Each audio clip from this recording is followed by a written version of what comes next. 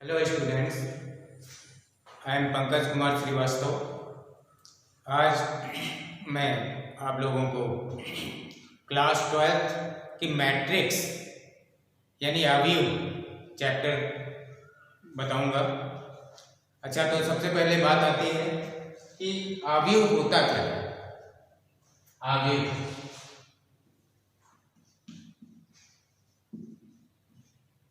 यानी मैट्रिक्स।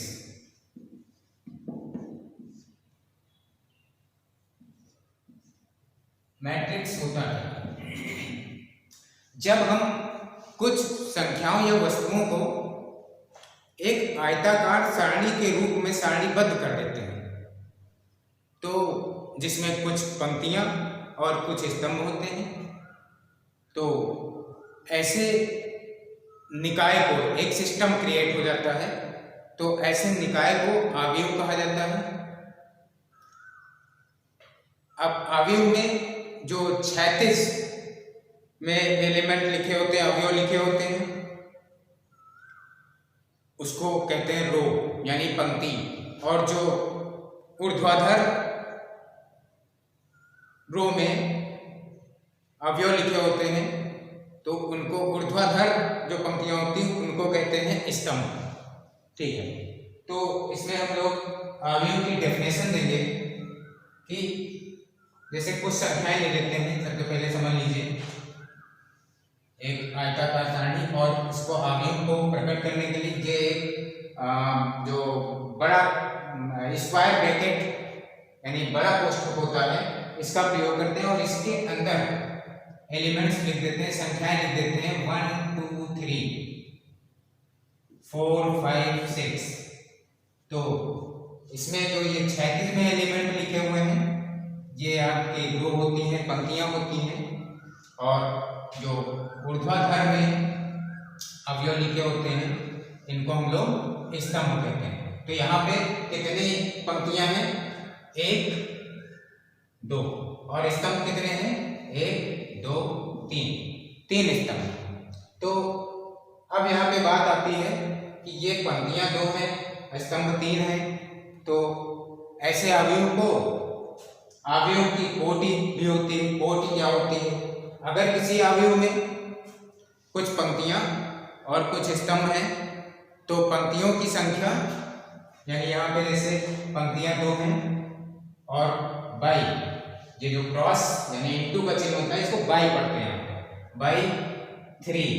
3 स्तंभ है तो बाई 3, 2/3 ये आपकी अवयव की कोटि हो जाती है। अच्छा, तो सबसे पहले अब हम लोग मेन डेफिनेशन पे आते हैं अवयव की कि mn संख्याओं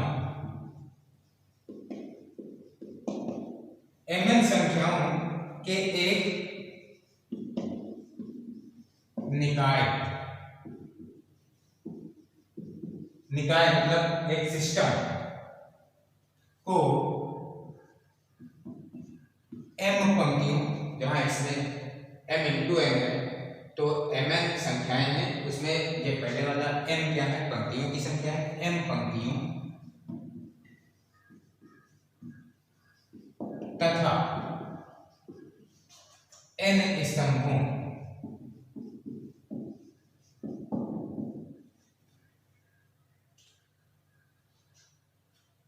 में एक आयताकार सारणी के रूप में व्यवस्थित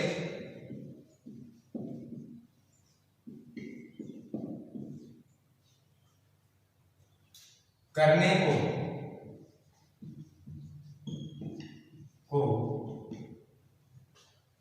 m/n कोटि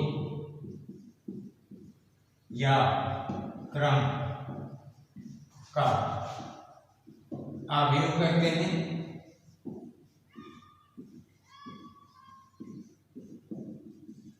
अब यहाँ पे m/n, जैसे हमने 2 पंक्तियां और 3 स्तंभ लेके आपको मैट्रिक्स बताया, उसी तरह से अगर m/n यानी m पंक्तियों और n स्तंभों को अगर लेकर के आव्यूह बनाए तो उसमें m संख्याएं लिखना 1 2 करके तो संभव नहीं होता है। तो इसको एक सिंबल दे देते हैं, कुछ सिंबॉलिक नंबर्स ले लेते हैं कि आव्यूह कहते हैं, और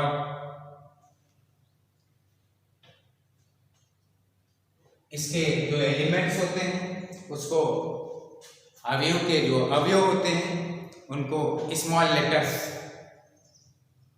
इंग्लिश अल्फाबेट के स्मॉल लेटर से डिनोट करते हैं, और अवयवों को कैपिटल लेटर से डिनोट करते हैं। तो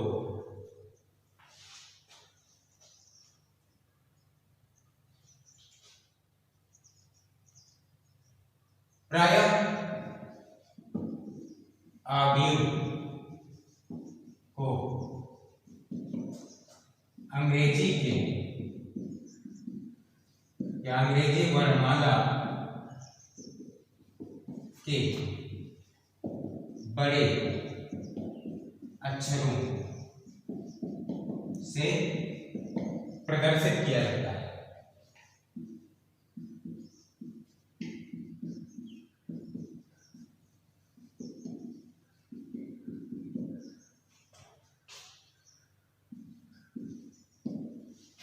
अब हम आएंगे एक अवयव लिखेंगे, उसके माध्यम से बताएंगे आपको।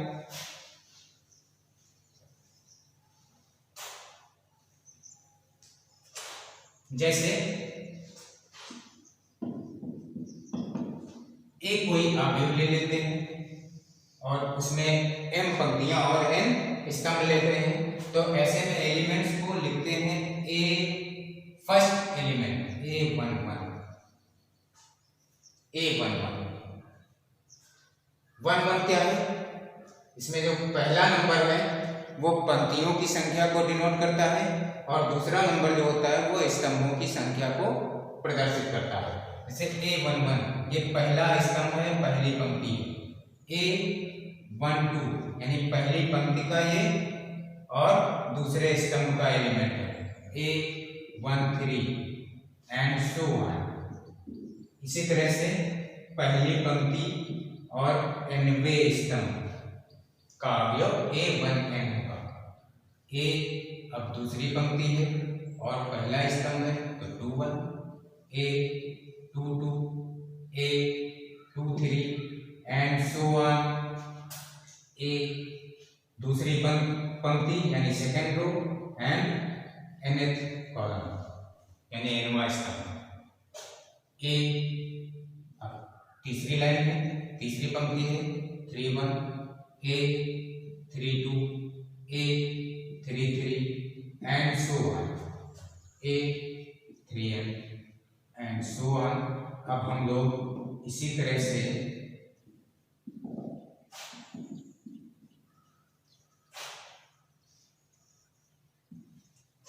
mth रो में आएंगे, mवीं पंक्ति में आएंगे, तो ये आपकी mवीं पंक्ति होगी और स्तंभ कौन सा होगा, पहला m1, a m2, a m3 and so on a, और ये mवीं पंक्ति और nth स्तंभ कॉलम होगा mवीं रो और nth कॉलम होगा यानी mn। ये आपका एक स्तंभ हो जाएगा, सॉरी अवयव होगा। अब हम बात करेंगे कि अवयव का एक व्यापक अवयव होता है। अगर किसी अवयव में i पंक्तियों की संख्या हो और j स्तंभों की संख्या हो तो ijth एलिमेंट यानी ijवां एलिमेंट अवयव जो होगा वो अवयव का व्यापक अवयव कहलाएगा। ओके, तो इसमें हम लोग अवयव का व्यापक अवयव की बात करेंगे। अब यदि यानी नोट कर लेंगे, नोट यदि किसी अवयव में आई पंक्तियां तथा जे स्तंभ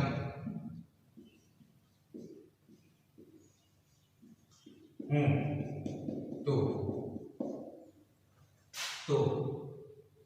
उस अवयव का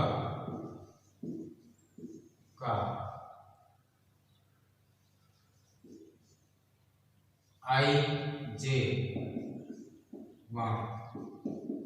अवयव अर्थात ए आई जे अवयव का व्यापक अवयव होगा। ओके,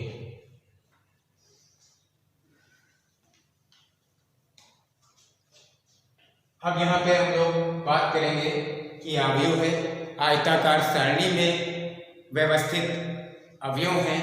तो आयत में जैसे दो विकर्ण होते हैं, एक आपका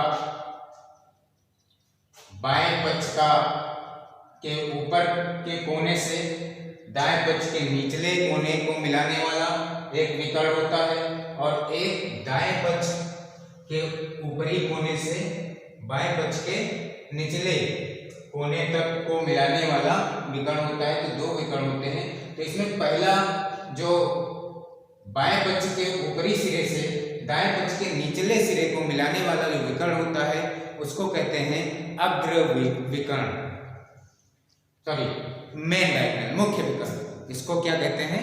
मुख्य विकर्ण। ठीक है, तो हम मुख्य विकर्ण की बात करेंगे अब, यानी मुख्य विकर्ण यानी मेन डायगोनल।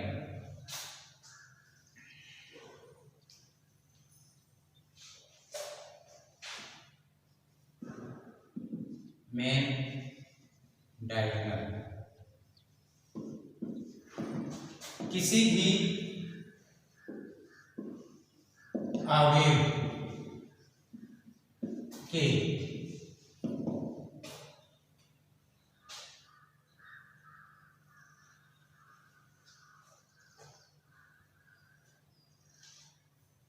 ऊपरी बाएं सिरे से निचले दाएं सिरे को मिलाने वाला अवयव मुख्य विकर्ण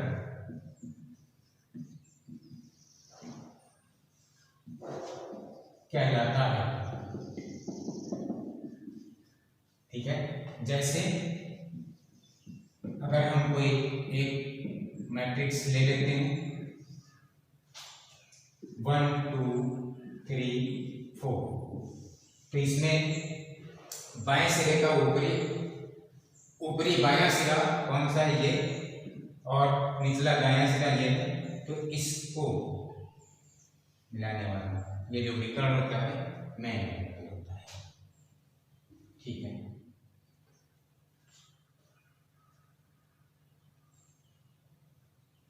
तो अब हम अवयव के क्रम या कोटि की बात करेंगे।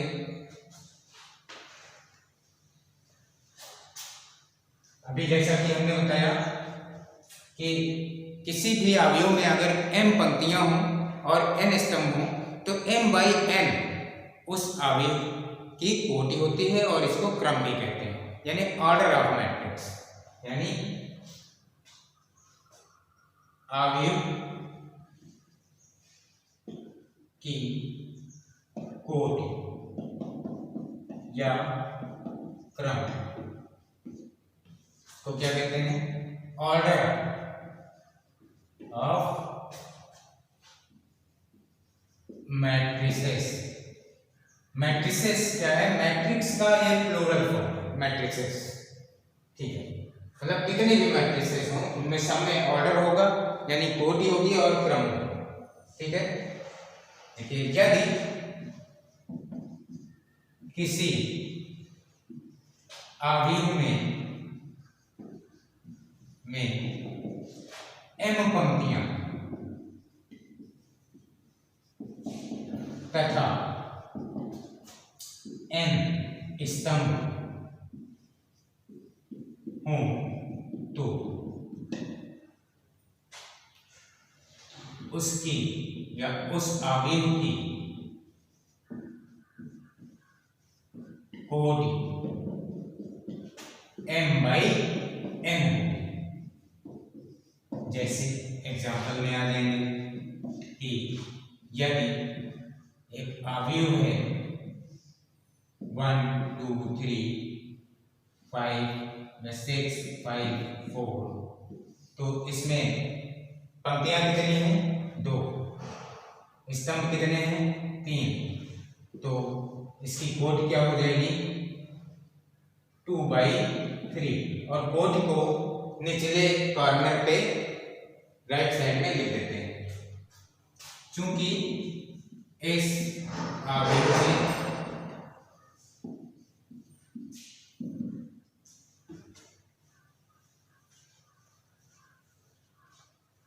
अवयव में दो पंक्तियां तथा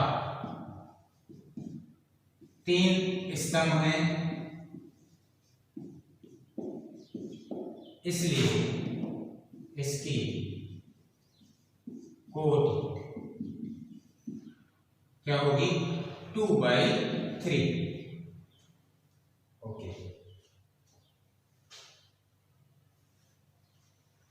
अब नेक्स्ट हम लोग एलिमेंट्स, अभी हालांकि हमने बता दिया है कि किसी भी अवयव में जो संख्याएं होती हैं या जो भी अवयव होते हैं, तो अवयव में जो वस्तुएं लिखी जाती हैं वो सब उस अवयव के तत्व कहलाते हैं, एलिमेंट कहलाते हैं।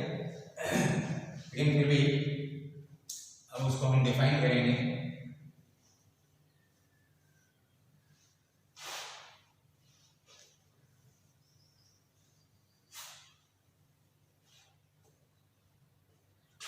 इनको डिनोट कैसे करते हैं? अवयव के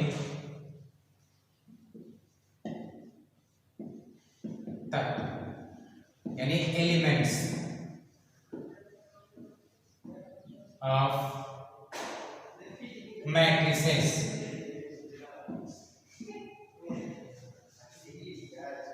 एलिमेंट्स ऑफ मैट्रिसेस।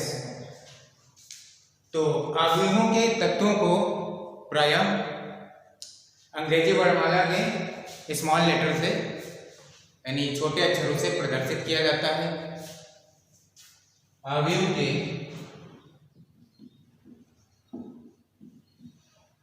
तत्वों को प्रायः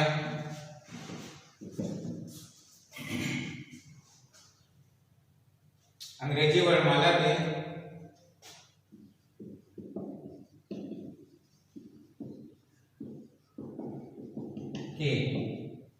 छोटे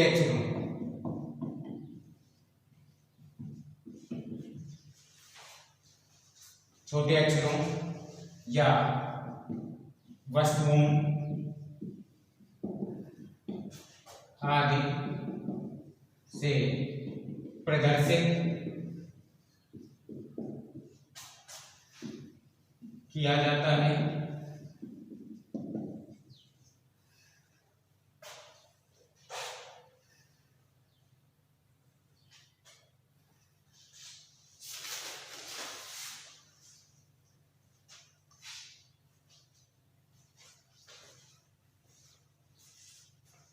आप लोग नोट कर लीजिए। और नेक्स्ट वीडियो में अब हम मैट्रिक्स यानी टाइप्स ऑफ मैट्रिक्स बताएंगे। ओके, धन्यवाद।